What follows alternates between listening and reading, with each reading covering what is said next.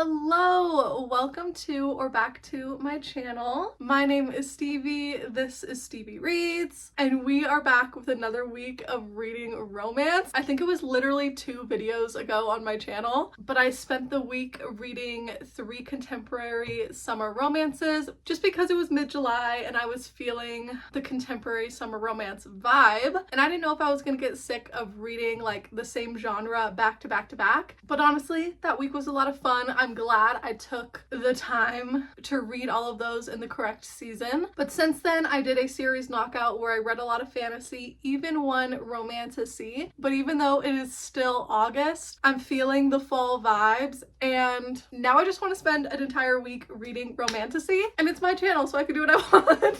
But not only that, I also am just in a very big audiobook mood. I had to physically read a lot of books back to back for the videos that I was doing. And when I was thinking up this idea, I went onto my Libby and I grabbed as many romantasy books as I could. Enough intro. I'm going to introduce these books in the order that I'm going to read them. And we're starting off with the one I am anticipating the most, Shield of Sparrows by Devney Perry. I got this before I ever heard anybody talking about it. I think I was just at Barnes & Noble the week that it was released, which means that I also got the version with the gorgeous sprayed edges, and that's really what drew me into it. But I also just recently read a book from this author in the video where I read like book 1 of 3 popular series. I read Indigo Ridge and I only gave it a 3, like it wasn't the best romance I've ever read. I wasn't really rooting for the 2 main characters, which in a romance I really want to be rooting for them, so hopefully that's different with this one. And I was also trying to look up if this one was like a fae story because it doesn't really specify. When I read the synopsis and everything, it was just talking about monsters, so I don't know, I think I can kind of assume that the monsters that the villagers would be talking about is fae. But yeah, even the end papers on this book are stunning with the green and the pink. Are you kidding me? But yeah, for this book, our main character is a princess, and throughout the story, she needs to turn into a warrior to like protect her people. And I don't know, it's a fantasy story. I'm sure like a war is happening, but I've also seen some mixed reviews for this book. Either people give it 5 stars and they love it, or they DNF around the 50% mark and they're like, this shit is boring. So I'm hoping the fact that I'm listening to this on audio will make it go by quicker and I won't get stuck in the middle like waiting for the plot to happen. But yeah, let's see how many pages it is too. 511.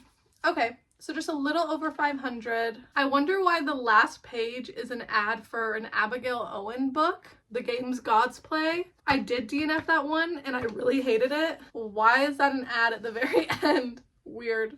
That's definitely not her book, but maybe her and Abigail Owen are like besties. Very back, being the sparrow isn't an honor, it's a trap. Dun dun dun. Anyway, this is where we're starting the video, and since I can't confirm what that is, it just says monsters, but I think it's a fae book. I also wanted to read a paranormal romance vibe, so we're going with The House at Watch Hill by Karen Marie Moning. I haven't heard anybody talk about this since it dropped. This author's most popular series is like the Dark Fever series, which now that I'm looking at it has way more books than I think I read for it. I think I just read like the first 4 or 5 on Kindle like way back in the day, but that series was addicting. And then I do have the first book in the Beyond the Highland Mist Highlander series, and I haven't read that one yet. It does look super old though, and I think that's why. I realized it came out in like 1999 or something like that, so I don't know if it's gonna hold up, but this book was published last year. It's her newest release, and it is about a young woman who inherits a large fortune and a gothic mansion full of mysteries. I'm hoping there'll be some vampires, but it is giving me more like witchy energy. So yeah, I just wanted a paranormal vibe to like break up the monster stories. And then the last audiobook we are going to end with, Trial of the Sun Queen by Nisha Tooley. Sorry, I just had to blow my nose. The craziest sneeze just came out of me. Anyway, I've heard a lot of people like pitch this book, but I've only seen one person read it, at least on my For You page. But it was Chan from Chandler Ainsley, and I think she only gave it a 3 star, but she loved the way that it ended and wanted to pick up the sequel, which is kind of crazy for Chan. She doesn't always love a series, but if you can't tell by the title, this is a competition series where our main character, Lore, is in a trial with 9 other women to compete to become the Sun Queen. I don't really know what the Sun Queen trials consist of, but I think part of it is like winning the king's favor and making him fall in love with you. So we'll see. I do like, you know, a game or trial aspect in a fantasy book, but I was really just so surprised by this when I added it to my Goodreads, because I even saw this review that a person gave it 2 stars and they were like, joke's on me because I'm still gonna pick up book 2. Like, this might be a situation where the first book isn't amazing, but you have to read it to continue on, and like the books get better and better. So I don't own the rest of the series yet. I'm trying to be better about at least waiting to read the first one until I haul the whole damn series. But yeah, I'm curious what my opinion is going to be on it. But we will end the video here. But these are the 3 books that I'm going to be listening to and reading this week. I'm so excited. We are going to have a silly, goofy, fun romantasy time. But we are starting with Shield of Sparrows, and I always read the first line with you. So let's see where our story is beginning. Damn, Devney Perry has a lot of fucking books. I haven't heard of any of these other series. Like, I've really only ever read Indigo Ridge. And I didn't even know that series has 6 books. Good God. Well, she is a writer girly. Holy shit. Aw, that's cute too. She's dedicating it to the characters who came before, to the stories that led us here, to the chances we take, to the dreams we chase. Trust your wings. Aw, cute. We got a page of trigger warnings that is mentioning combat violence, blood, gore, death of humans and animals, injury, dismemberment, illness, hospitalization, arson, alcohol use, sexual activity, and graphic language. Oof. Chapter 1, What If I Jumped? Balanced on the edge of a sheer cliff, I stood at the mercy of this realm, wiggling my bare toes in the dirt beneath my feet. A strong gust of wind could tip me forward or backward, the slightest tremor in the earth, and I'd either fall or fly. What if I jumped? Would anyone care? No, not for me. Not for the wrong princess of Quintus.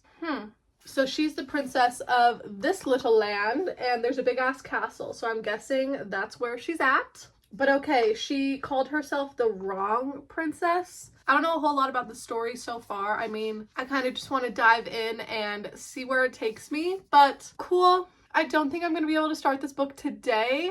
I'm just doing the intro while I have time, but I actually need to finish Glint tonight to wrap up my most recent video. So hopefully I'll start this tomorrow on Tuesday, and then I'll let you know when I'm halfway what I'm thinking about it. But anyway, this intro is 20 minutes. I'm going to have to cut out so much of my talking. I'll talk to you later.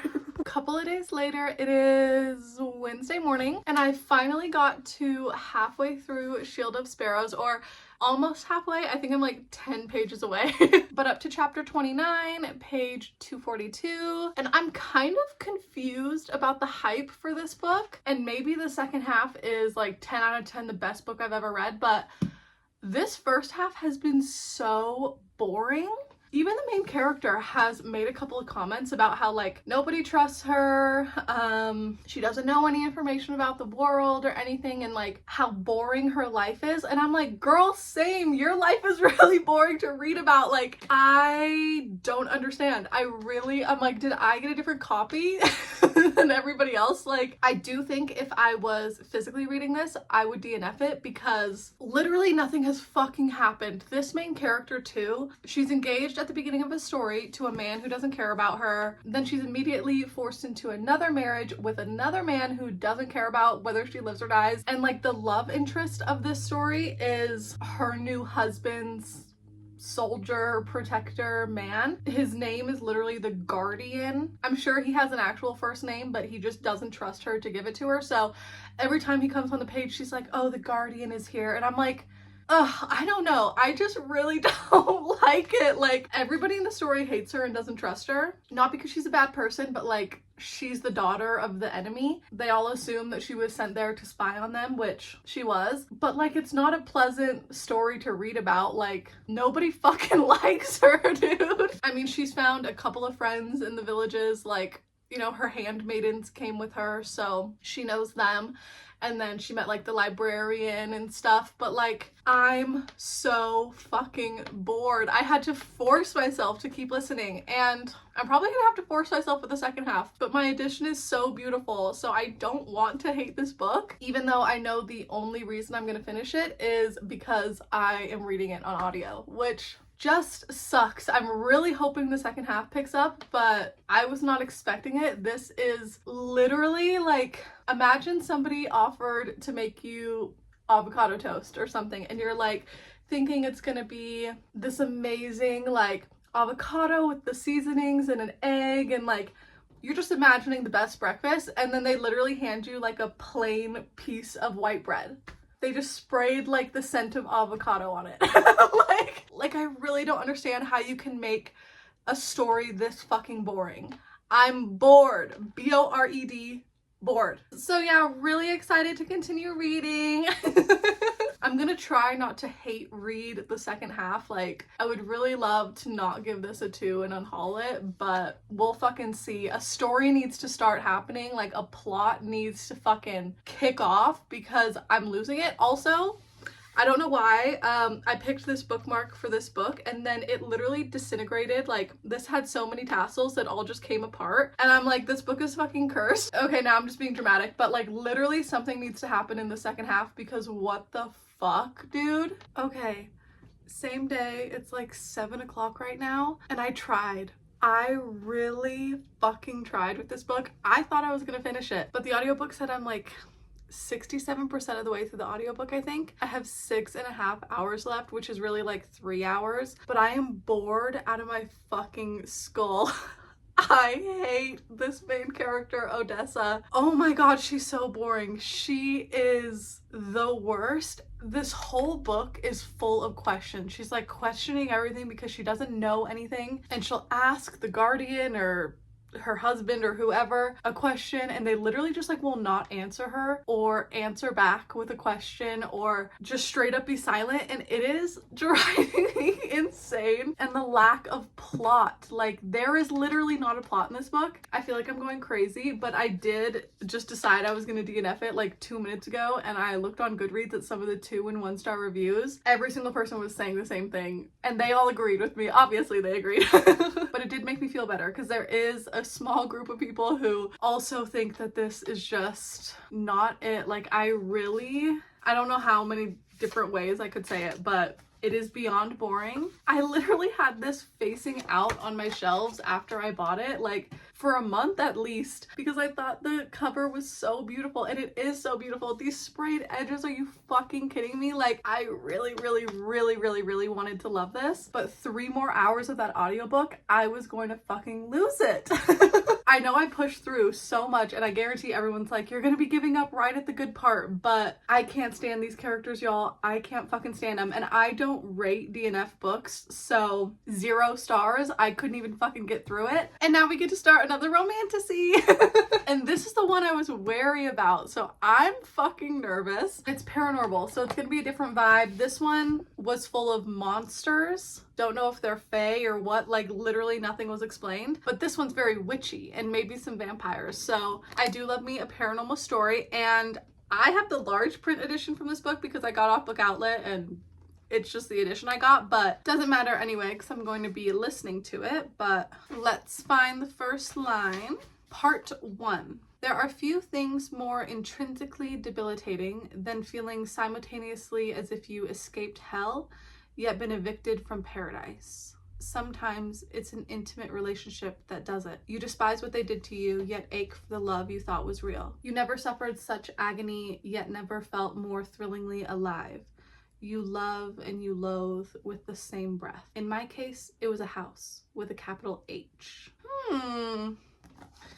Interesting. And this part 1 is just a little prologue, and then chapter 1 we have Friday, March 25th. The house at Watch Hill was a patient beast, born of dichotomy, a familiar stranger, a beautiful monstrosity.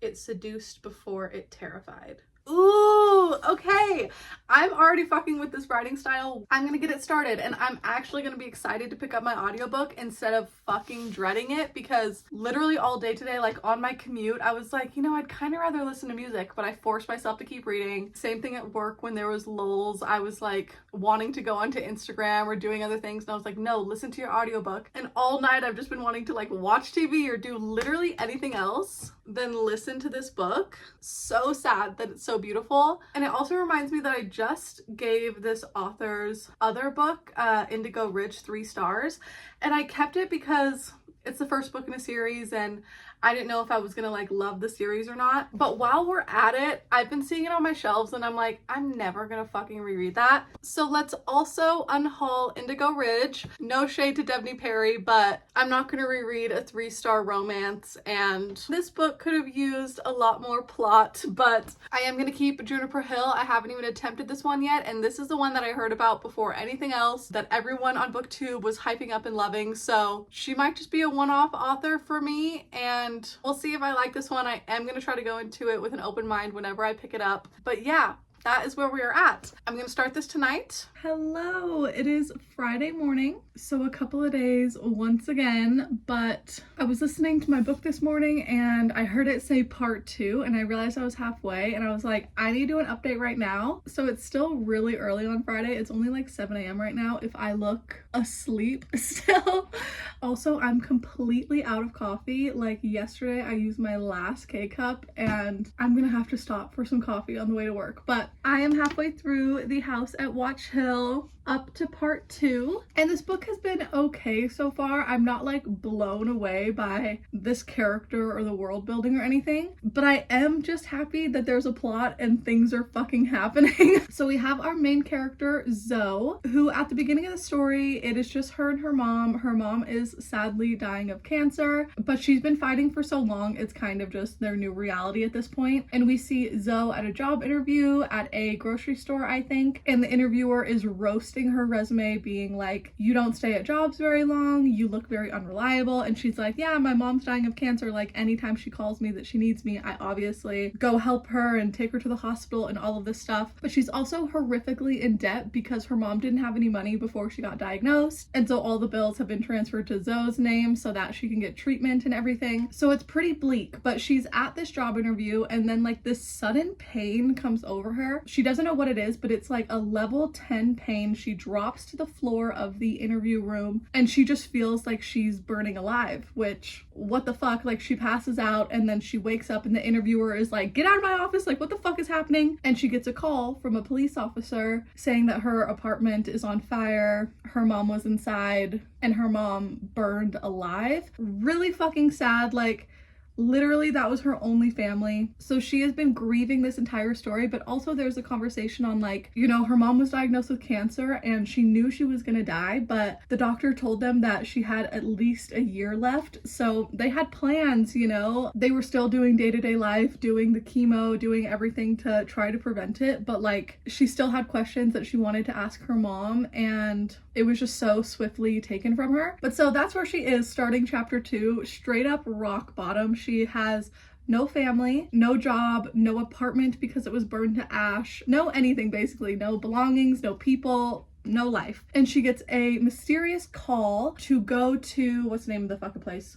Divinity, Louisiana, because she was told she was left an inheritance by a distant relative. And she really has nothing to fucking lose. Like, she doesn't believe that she has a distant relative, but she's like, I'm gonna go scope it out just in case because I fucking need money. So she goes there and this place is fucking huge. It is the house at Watch Hill. It is a gorgeous manor. I don't even remember how many rooms it said it was, but the skeleton crew staff that was like there the day that she arrived is 15 people. There's 2 maids that show up every day, a cook, a masseuse that can come, a part-time mechanic who takes care of all the gorgeous luxury cars. Like, this place is fucking huge. And it has all been left to her by her mom's mom, who she didn't even know fucking existed, and she doesn't really believe is her grandma, but there are stipulations to her receiving this inheritance as well. She has to live in this manor for 3 years before she can actually like own it and either keep it or sell it or whatever. And she does get a salary for staying in the house. I think it said like a salary of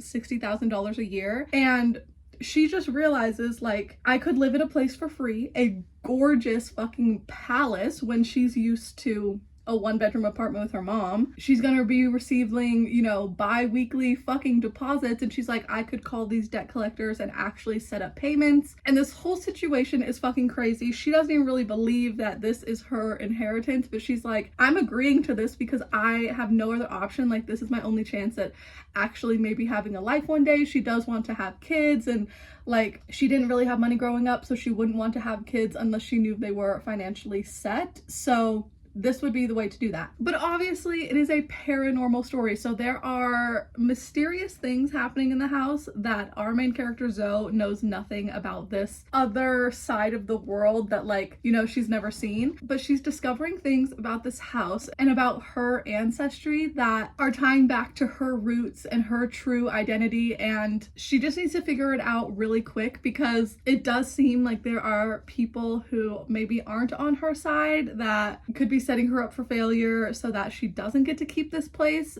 But yeah, that's like the plot of what's going on. And there has been a love interest, Declan. Well, that's who she knows him by, is Declan, but then we're also getting chapters here and there from Alistair. So I don't know if they're like the same person, but just guessing, having read so many paranormals, I think Alistair's a vampire, but at least so far the romance has been very back of mind. She is still in an ocean of grief about her mom and also trying to get used to this new reality, her new house. Every day she's discovering something new about it. So that's the book, and I'm gonna keep listening today. Like I said, it is Friday, so last day of the work week. Hopefully today goes by quick. I do have a lot of stuff I need to do at work, so fingers crossed. And then tonight me and Jordan have to go grocery shopping, so very exciting Friday plans. But I also yesterday ordered a new Lego. I have a couple of different like Lego pieces around my house. They're just so fun. I wish they weren't as expensive as they are, but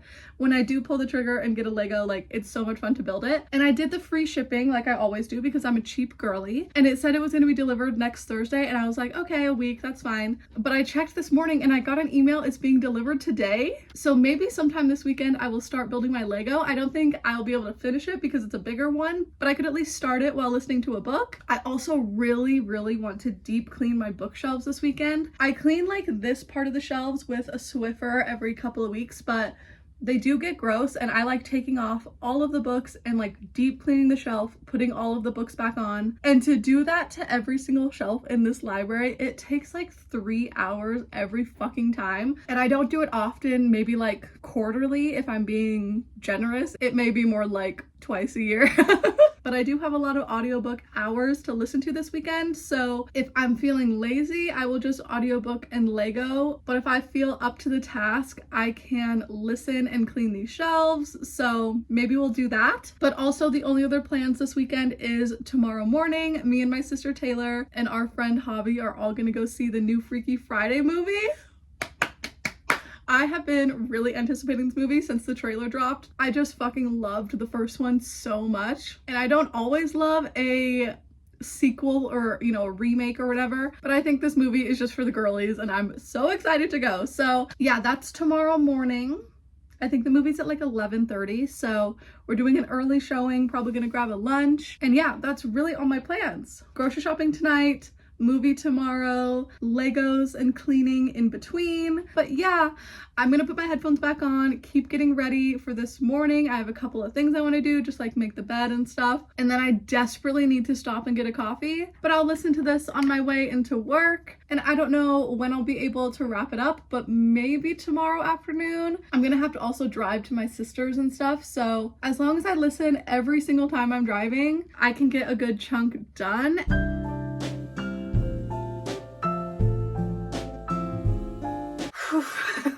Okay, I'm home from work. It's only like 2 o'clock right now. I got to leave early as fuck today. I've also listened to more of my book. Not done with it, but up to chapter 16, page 344. Audiobook says I'm 70% of the way through and I have 3.5 hours left of listening times. So I might be able to listen to the rest of it tonight if I like come back from grocery shopping later and feel up to finishing it. Like, I don't know, maybe I'll go on the treadmill or something again. But no real thoughts since this morning. Our main character is learning way more about the world and herself and her mom, and she's kind of frustrated at her mom that she didn't know about any of these things until after she died. But anyway, this isn't a book update because when I got home, I had my package waiting for me. Oh, this is really the best day ever. And maybe I need to bring the view down, but I figured we would open it together. And this is like the biggest, most awkward box in the world, but I just needed to rip right into it. Good Lord. And it's a box inside a box. Love that. Okay, it's gotta go on the ground. Oof. This literally says ready to ship. Like, why did they put it in another box? Whatever, I'm gonna recycle it. Okay, more tape. Oh my God, how do I get in? There's so many things stopping me from this Lego set right now. Okay. I have to like beat up. Okay, yep, and it fell out. Love that. Oh my God, this box is huge. Oh, look at how happy she is. POV me this weekend building my Legos. She even has her headphones right there. She was also an audiobook girly while listening to it. But if you haven't seen the original Vincent Van Gogh sunflower painting, this is inspired by it. And I think I actually want to take you around my house and just show off my Legos that I've done because the picture ones are always my favorite. So, okay, I'm gonna bring this down to the living room and you're gonna come with me, and nerd moment, if you don't care, just skip ahead, but I'm gonna show off my Lego collection. Okay, so first off in my living room, I have this beautiful bouquet of roses. I just put them in this glass jar and they're kind of like little end table roses. This is a lamp, but how cute. I think I got these ones at Costco, and the bouquet ones are fun too. This is where I'll be sitting on the floor doing my new Lego set. But also on the entertainment center, we have these little flowers and the little bamboo over here. This one is so cute because it has the rocks in it and like you can take them out. How adorable. But yeah, bamboo, flower, and roses over there. And then if we go downstairs, right here on this wall, we have the beautiful wave. Honestly, I always forget the name of this painting, but it's like, you know, the super famous wave painting, which this wall is pretty big and we put that one smack dab in the middle. But then also downstairs in my little office room, we have these pictures over here. I think I just had a theme of like gold. Oh my God, I'm right in here, hello. I think I just had a theme of like gold frames in this room. So you can't even see because of the glare, but these are some beautiful prints, and that is the Mona Lisa one. Oh, this one is so cool, honestly, like even up close. So it was so much fun to build. But yeah, the ones that you can hang on the walls are always my favorite. Like, how cute is that? It's just like me as a baby, me and my husband, Lego Mona Lisa. Like, it just fits in so well. Now I'm flipping you right back around to me. But I'm also thinking that because the sunflower one has a gold frame, that I should also put it in this room when it's done. So let me know what you think, where I should hang it. Although this video isn't gonna come out for like 3 weeks, so it's probably already hung up, but let me know if you want me to change wherever I end up putting it. But here's what I'm thinking. This room is already pretty full of pictures. Like, this wall looks too full. If I put it right there, I think it'd look weird. This wall is also too full because like this is a closet door, and when it opens, it already like covers Mona. It's always closed anyway. And in this corner, we have that one right there, just the little like dried flowers. And I don't want to put it on that wall behind the treadmill because like, what if one day I'm walking on the treadmill and I fly back? I don't want to like hit the flower. It would fall apart and break. So my thought is maybe right there. I don't know. Let me know. I just think it would fit because of all the gold frames, but I still have to build it, so who even fucking knows? Whew. Water break really quick. Exhausted from just running up and down stairs. But I think I'm gonna break down these boxes that are around me. And I don't know if I'll listen to any more of my book before we go shopping. Jordan doesn't get off work for another hour, so I could get like really close to the end, but I just barely got home. I want to chill. I think I'm gonna watch some YouTube. Olivia from Olivia Reads a Latte just posted a Reader on Haul It recently that I still need to watch, so I think I'm gonna do that, hang out, wait for Jordan, go shopping later. But I love that that was delivered today. I ordered it less than 24 hours ago. Insane. But now I have a new Lego to do, and it is a hanging one. Seriously, so happy about it.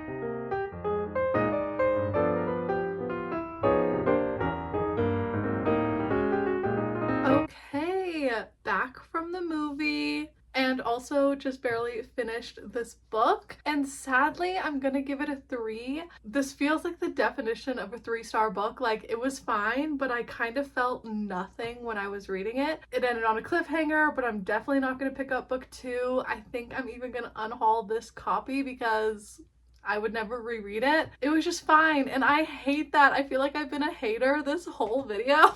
But at least I loved the movie I saw today, Freakier Friday. 10 out of 10. True immaculate cinema. That was so much fun, and just going with the girlies was so fun. Like, we got a little bite to eat before, got a big old popcorn for the movie. Like, it was just so funny and such a good time. But anyway, I got back home. I still had like 40 minutes left of the audiobooks, so did a little bit of cleaning. But yeah, sadly, this is a 3, and I'm gonna unhaul. And I also think I'm gonna unhaul this one, Beyond the Highland Mist. I mean, I know I didn't even attempt to read it, but it's a book by the same author. I assume it's the first book she's ever written because it's the first book in her original series. But I'm not actually interested in this. I don't know why I bought it. I think I just needed to add another book to get free shipping, and I was like, well, I've heard this author's name, but I think I can let these both go and be completely fine with it. So, second book done, 4 books unhauled.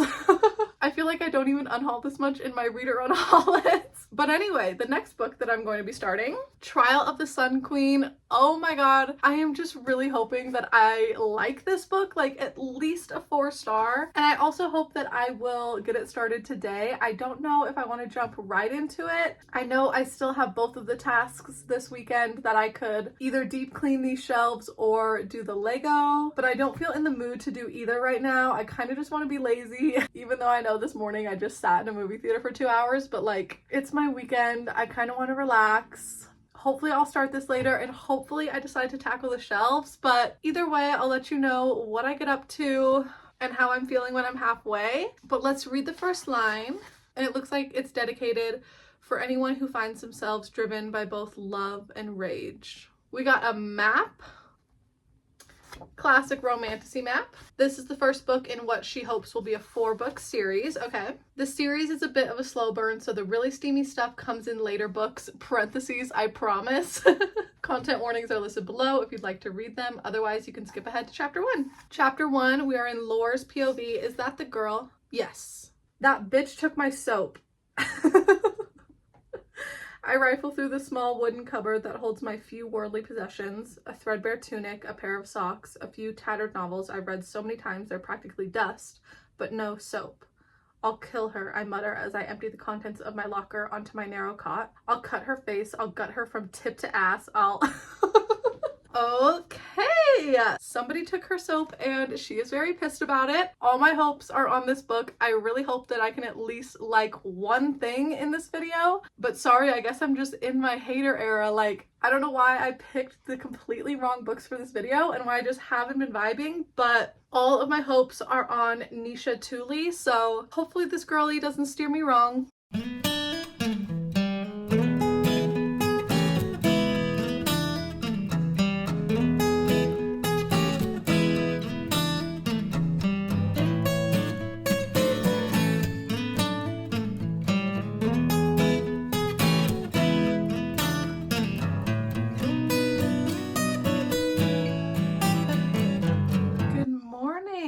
Sunday morning. I know my hair is so greasy, but I know I'm going to be doing a lot of cleaning today, so I threw it up, put on some comfy clothes, and I am gonna tackle cleaning the rest of my bookshelves today, and then probably take a shower later tonight, wash my hair. But I am almost halfway through Trial of the Sun Queen. I started this yesterday when I was cleaning, and I did get through these 2 entire shelves. So I just have the skinny one in the middle and these 2 to do today, which if they look a lot different, I did do some rearranging so that I condensed my YA fantasy to give my adult fantasy another shelf, and I was able to do that by unhauling quite a bit of books.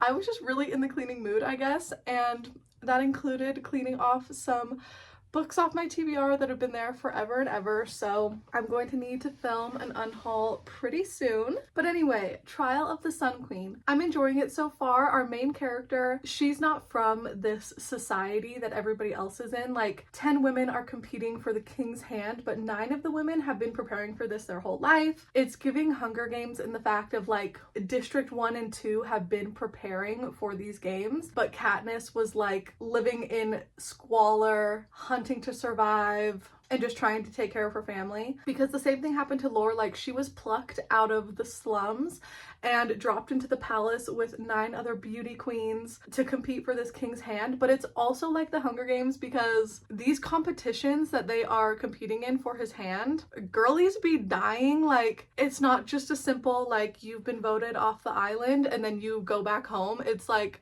if you don't win his hand, you are going to die. So that's kind of crazy.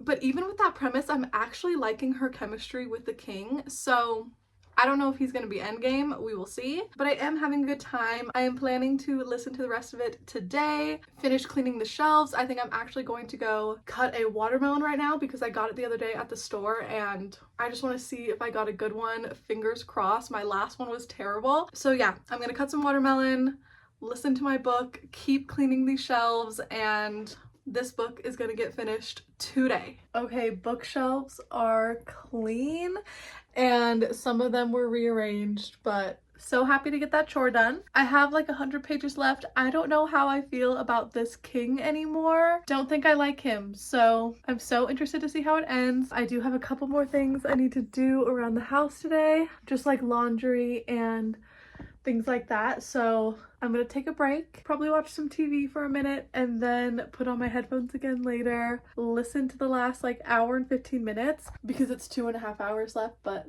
double time speed. So excited to see where the story's gonna end though. Like it's getting pretty good.